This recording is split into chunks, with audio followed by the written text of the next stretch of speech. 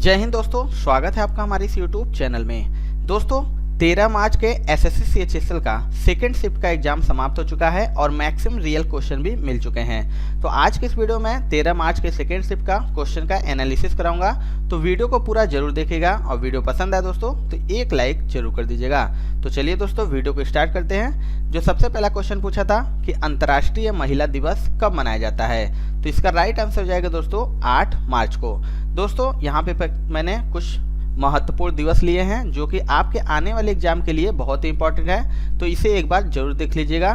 जैसे कि 24 जनवरी को राष्ट्रीय बालिका दिवस मनाया जाता है और 13 फरवरी को राष्ट्रीय महिला दिवस मनाया जाता है। 1 मार्च को विश्व नागरिक सुरक्षा दिवस और शून्य भेदभाव दिवस मनाया जाता है। 3 मार्च को विश्व श्रवण दिवस और विश्व वन्यजीव दिवस मनाया जाता है। 4 मार्च को राष्ट्रीय सुरक्षा दिवस, 8 मार्च को नो स्मोकिंग डे, 9 मार्च को विश्व किडनी दिवस, 15 मार्च को विश्व उपभोक्ता दिवस और 21 मार्च को अंतर्राष्ट्रीय वन दिवस और 22 मार्च को विश्व जल दिवस मनाया जाता है। एक क्वेश्चन पूछा था दोस्तों कि अक्टूबर 2022 में प्रधानमंत्री नरेंद्र मोदी ने किस कॉरिडोर का उद्घाटन किया था, तो इसका राइट आंसर हो जाएगा महाकालेश्वर मंदिर कॉरिडोर जो कि उज्जैन में है। उसका उद्घाटन प्रधानमंत्री नरेंद्र मोदी ने 11 अक्टूबर 2022 को किया था। एक क्वेश्चन पूछा था कि चौथा यूथ गेम्स कहाँ आयोजित हुआ था, तो इसका आंसर हो जाएगा हरियाणा में। देखिए यहाँ मैंने खेलो इंडिया यूथ गेम्स के जितने भी संस्करण हुए हैं सारे के सारे ले लिए हैं। जैसे कि अगर पूछे पहला कहाँ पर हुआ था खेलो इंडिया यूथ गेम्स, वो 2018 में हुआ था, दिल्ली में हुआ था और उसका विजेता था हरियाणा। दूसरा खेलो इंडिया यूथ गेम्स 2019 में हुआ था पुणे महाराष्ट्र में और इसका विजेता था महाराष्ट्र। तीसरा खेलो इंडिया यूथ गेम 2020 में हुआ था गुवाहाटी असम में और इसका विजेता था महाराष्ट्र। चौथा खेलो इंडिया यूथ गेम 2021 जो कि पंचकुला हरियाणा में हुआ था, इसमें चैंपियन हरियाणा था। और 5वां खेलो इंडिया यूथ गेम 2022 जो कि भोपाल मध्य प्रदेश में आयोजित हुआ है और इसमें विजेता महाराष्ट्र था और सेकेंड विजेता हरियाणा था। अगला क्वेश्चन, हरिप्रसाद चौरसिया किस वाद्य यंत्र से संबंधित हैं, तो हरिप्रसाद चौरसिया एक प्रसिद्ध बांसुरी वादक है। यहाँ पे मैंने भारत के प्रमुख वाद्य यंत्र और उसके वादक लिया हुआ है जो कि आपके आगे के सीटों के लिए बहुत ही इंपॉर्टेंट है। जैसे कि तबला से संबंधित कौन कौन है, तो जाकिर हुसैन है, अल्लाह रखा खां हैं, गुदई महाराजन हैं, किशन महाराज, लतीफ़ खां और सुरविंदर सिंह हैं। सितार से संबंधित हैं पंडित रविशंकर, उमाशंकर मिश्र, बुद्धदीत मुखर्जी, विलायत खां। शहनाई से संबंधित हैं बिस्मिल्ला खां, अली अहमद, हुसैन खां, दयाशंकर जगन्नाथ। और बांसुरी से संबंधित हैं हरिप्रसाद चौरसिया, पन्नालाल घोष, राजेंद्र कुलकर्णी और वी कुंजमणि। एक क्वेश्चन पूछा था दोस्तों कि स्वतंत्रता के बाद जन्म लेने वाले राष्ट्रपति कौन हैं, तो इसका राइट आंसर हो जाएगा द्रौपदी मुर्मू जो कि स्वतंत्रता के बाद जन्म लेने वाली राष्ट्रपति हैं। दोस्तों अगर आपसे पूछता है कि स्वतंत्रता के बाद जन्म लेने वाले प्रधानमंत्री कौन हैं, तो वर्तमान प्रधानमंत्री नरेंद्र मोदी जो कि स्वतंत्रता के बाद जन्म लेने वाले पहले प्रधानमंत्री हैं। एक क्वेश्चन पूछा था दोस्तों कि बेंगलुरु स्पेस एक्सपो में इसरो और किस देश के साथ समझौता हुआ है, तो इसका राइट आंसर हो जाएगा ऑस्ट्रेलिया। बेंगलुरु स्पेस एक्सपो में भारतीय और ऑस्ट्रेलियाई अंतरिक्ष स्टार्टअप के बीच कुल 6 समझौतों ज्ञापन पर हस्ताक्षर किए गए थे। एक क्वेश्चन पूछा था कि निम्नलिखित में से कौन मराठा साम्राज्य का प्रसिद्ध शासक है, तो इसका राइट आंसर हो जाएगा दोस्तों छत्रपति शिवाजी। आपको बता दें कि जो मराठा साम्राज्य के संस्थापक भी हैं छत्रपति शिवाजी, इनका जन्म 20 अप्रैल 1627 को शिवनेरा जो कि पूना के पहाड़ी किले के जीजाबाई में हुआ था। एक क्वेश्चन पूछा था कि FTP का फुल फॉर्म क्या होता है, तो देखिए FTP का full form file transfer protocol होता है और FTP जो कि एक एप्लीकेशन लेयर प्रोटोकॉल है और FTP TCP प्रोटोकॉल पर काम करता है। एक क्वेश्चन पूछा था दोस्तों कि 1757 के प्लासी युद्ध में अंग्रेजों की तरफ से किसने नेतृत्व किया था, तो इसका राइट आंसर हो जाएगा दोस्तों रॉबर्ट क्लाइव। आपको बता दें जो प्लासी का युद्ध हुआ था 23 जून 1757 ईस्वी को अंग्रेजों और बंगाल के तत्कालीन नवाब सिराजुद्दौला के मध्य प्लासी नामक स्थान पर हुआ था, जिसमें अंग्रेजी सेना का नेतृत्व रॉबर्ट क्लाइव तथा नवाब की सेना का नेतृत्व मीर जाफर ने किया था। यहाँ पे कुछ मैंने इंपॉर्टेंट प्राचीन इतिहास के युद्ध लिए हैं जो कि आपके आगे के शिफ्टों के लिए बहुत ही महत्वपूर्ण है दोस्तों। जैसे कि हाइड स्पीड का युद्ध 326 ईसा पूर्व को हुआ था, किनके बीच? तो सिकंदर और राजा पोरस के बीच हुआ था। कलिंग का युद्ध 261 ईसा पूर्व को अशोक और कलिंग के बीच हुआ था। रावर का युद्ध 721 ईस्वी में, पेशावर का युद्ध 1001 ईस्वी में, तराइन का प्रथम युद्ध 1191 ईस्वी में, तराइन का द्वितीय युद्ध 1192 ईस्वी में, चंदावर का युद्ध 1194, पानीपत का जो प्रथम युद्ध 1526, खानवा का युद्ध 1527, चंदेरी का युद्ध 1528, घाघरा का युद्ध 1529 और दोराह का युद्ध 1532 और चौसा का युद्ध 1539 ईस्वी को हुआ था।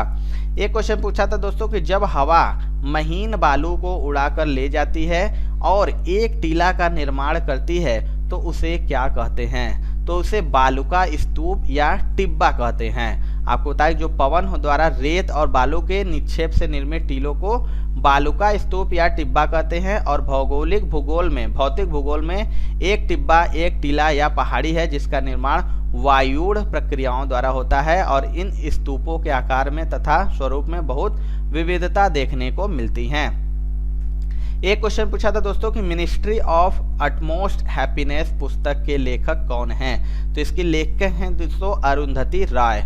आपको बता दें कि God all of small thing के बाद यह उनका दूसरा उपन्यास है और यह उपन्यास आधुनिक भारतीय इतिहास के सबसे खराब और सबसे क्रूर क्षणों में से कुछ का अनुभव करने वाले लोगों की कहानियों को एक साथ बुनता है। और 1997 में the God of small things ने अपने साहित्य के लिए मैन बुकर पुरस्कार जीता था और यह एक गैर प्रवासी भारतीय लेखक द्वारा रचित सबसे अधिक बिकने वाली पुस्तक भी बन गई थी। और 2014 में उसे टाइम 100 की सूची और दुनिया के 100 सबसे प्रतिभाशाली व्यक्तियों की सूची में भी प्रकाशित किया था। एक क्वेश्चन पूछा था दोस्तों कि तेलुगु नववर्ष को किस नाम से जाना जाता है? तो देखिए तेलुगु नववर्ष को उगादि नाम से जाना जाता है। उगादि या युगादि, जिसे संवत्सरादि के नाम से भी जाना जाता है, भारत में आंध्र प्रदेश, तेलंगाना और कर्नाटक राज्यों के लिए नए साल का दिन है। और इन क्षेत्रों में चैत्र के हिंदू चंद्र कैलेंडर माह के पहले दिन उत्सव के रूप में मनाया जाता है। उसी प्रकार बेस्टू वरस है जो कि गुजराती नववर्ष या वेस्टू वरस दीपावली के एक दिन बाद मनाया जाता है, जो कार्तिक माह के शुक्ल पक्ष की प्रतिस्पर्धा को पड़ता है। इसे वर्षा प्रतिपदा या पड़वा भी कहा जाता है और यह दिन पूरे गुजरात राज्य में बड़े ही हर्षोल्लास के साथ मनाया जाता है। एक क्वेश्चन पूछा था दोस्तों कि पूर्वी घाट की सबसे ऊंची चोटी कौन सी है? तो देखिए जिंदगढ़ा पीक है। जिंदगढ़ा पीक जो कि पूर्वी घाट की सबसे ऊंची चोटी है। बता दें कि यह इसकी जो ऊंचाई है वो 1690 मीटर है और यह आंध्र प्रदेश की अराकू घाटी में स्थित है। और अराकू घाटी अपनी प्राकृतिक सुंदरता और कॉफी के बागानों के लिए प्रसिद्ध है। तो देखिए दोस्तों जिंदगढ़ा पीक जो कि सबसे ऊंची चोटी है, अगर ऑप्शन में आपके दिया होगा महेंद्रगिरी तो महेंद्रगिरी भी आंसर सही है, क्योंकि इससे पहले जिंदगढ़ा पीक से पहले महेंद्रगिरी ही पूर्वी घाट की सबसे ऊंची चोटी थी। लेकिन 2011 में एक सर्वे हुआ था वेंकट रेड्डी भाई के द्वारा, जिसने टीम में पाया कि महेंद्रगिरी पर्वत की ऊंचाई सिर्फ 1501 मीटर है। उसके बाद जिंदगढ़ा को पूर्वी घाट की सबसे ऊंची चोटी घोषित कर दिया गया। एक क्वेश्चन पूछा था दोस्तों कि जुलाई 2022 तक भारत के प्रथम व्यक्ति कौन थे? तो इसका राइट आंसर हो जाएगा दोस्तों रामनाथ कोविंद। आपको बता दें कि देश का प्रथम व्यक्ति किसे कहा जाता है? तो राष्ट्रपति को प्रथम व्यक्ति कहा जाता है, जो कि जुलाई का पूछा है तो रामनाथ कोविंद थे। अगर वर्तमान का पूछेगा तो द्रौपदी मुर्मू जो कि वर्तमान राष्ट्रपति हैं, ये भारत की प्रथम व्यक्ति होंगी। इसी प्रकार दोस्तों दूसरा नागरिक किसे कहा जाता है? तो उपराष्ट्रपति को, जो कि जगदीप धनखड़ हैं वर्तमान में। तीसरा नागरिक प्रधानमंत्री को कहा जाता है, जो कि नरेंद्र मोदी जी इसमें वर्तमान प्रधानमंत्री हैं। चौथा नागरिक राज्यपाल को कहा जाता है, यानी किसी भी राज्य के राज्यपाल को चौथा नागरिक कहा जाता है। पांचवा नागरिक पूर्व राष्ट्रपति को कहा जाता है, यानी रामनाथ कोविंद होंगे, मीरा कुमार हुए, जो भी होगी उनको पांचवा नागरिक कहा जाता है। और छठा नागरिक सुप्रीम कोर्ट के चीफ जस्टिस और लोकसभा के स्पीकर को कहा जाता है। इंपॉर्टेंट है दोस्तों, जरूर देखिएगा। एक क्वेश्चन पूछा था दोस्तों कि कौन सा महाद्वीप टीन का सबसे बड़ा उत्पादक है? तो देखिए इसका आंसर हो जाएगा एशिया। आपको बता दें एशिया महाद्वीप विश्व के आधे से अधिक टीन का उत्पादन करता है, जिनमें चीन, मलेशिया और इंडोनेशिया दुनिया के अग्रणी टीन उत्पादकों में से हैं। और बात करें दोस्तों यूरोप की, तो विश्व में लौह अयस्क का सबसे बड़ा उत्पादक है और लौह अयस्क के सबसे बड़े भंडार वाले देश हैं रूस, यूक्रेन, स्वीडन और फ्रांस। और अफ्रीका की बात करें तो खनिज संसाधनों में समृद्ध है और यह हीरे, सोना और प्लेटिनम का दुनिया का सबसे बड़ा उत्पादक है। एक क्वेश्चन पूछा था दोस्तों कि 7वीं अनुसूची में किसका वर्णन है? तो देखिए 7वीं अनुसूची में संघ सूची, राज्य सूची और समवर्ती सूची का वर्णन है। संघ सूची जिसके लिए कानून केंद्र सरकार बनाता है, राज्य सूची राज्य इसके लिए कानून बनाता है और समवर्ती सूची केंद्र और राज्य मिलकर दोनों इसके लिए कानून बनाते हैं। देखिए दोस्तों यहाँ पे मैंने भारतीय संविधान के सभी अनुसूचियाँ लिया हुआ है। पहले सिर्फ 8 अनुसूचियां थे, लेकिन वर्तमान में 12 अनुसूचियां हैं। इसी प्रकार देखते हैं, पहली अनुसूची में देश और 28 राज्यों का उल्लेख है। दूसरी अनुसूची में वेतन, भत्ते और पेंशन का उल्लेख है। तीसरी अनुसूची में शपथ संबंधी उल्लेख है। चौथी अनुसूची में राज्यसभा की सीटों का उल्लेख है। 5वीं अनुसूची में अनुसूचित जाति जनजाति क्षेत्रों के प्रशासन का उल्लेख है। 6ठी अनुसूची में असम, त्रिपुरा, मेघालय, मिजोरम का जनजातीय प्रशासन है। 7वीं अनुसूची में केंद्र और राज्यों के बीच शक्ति का बंटवारा है। 8वीं अनुसूची में 22 भाषाओं का उल्लेख है। 9वीं अनुसूची में भूमि सुधार संबंधित है। 10वीं अनुसूची में दल बदल संबंधी प्रावधान है। 11वीं अनुसूची में पंचायतों का प्रावधान है। 12वीं अनुसूची में नगर निकायों का प्रावधान है।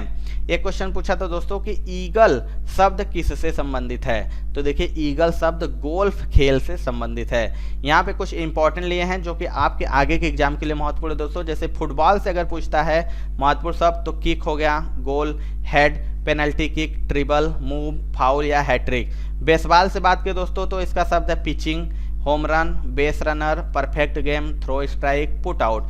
पोलो की बात करें तो bump, chukka, hook, knock in, mallet, out of bounds है। एक क्वेश्चन पूछा था कि कोई बैलेंस शीट तैयार करने के लिए कौन सा सॉफ्टवेयर यूज करेंगे? तो देखिए अकाउंटिंग सॉफ्टवेयर होता है, उसके लिए बैलेंस शीट तैयार करने के लिए अकाउंट सॉफ्टवेयर का यूज करते हैं। एक क्वेश्चन पूछा था दोस्तों कि मनरेगा की मजदूरी 2020 से कितनी तय की गई है? तो इसका आंसर हो जाएगा 235 रुपये। आपको बता दें कि मनरेगा की मजदूरी केंद्र सरकार द्वारा अप्रैल 2020 को 213 रुपये से बढ़ाकर अब 235 रुपये कर दी गई है। तो दोस्तों ये थी आज की 13 मार्च की सेकेंड शिफ्ट की रियल क्वेश्चन। आपको दोस्तों ये वीडियो कैसा लगा कमेंट सेक्शन में जरूर बताइएगा। वीडियो पसंद आएगा दोस्तों तो एक लाइक जरूर कर दीजिएगा और हमारे चैनल पर नए हैं तो चैनल को जरूर सब्सक्राइब कर लीजिएगा।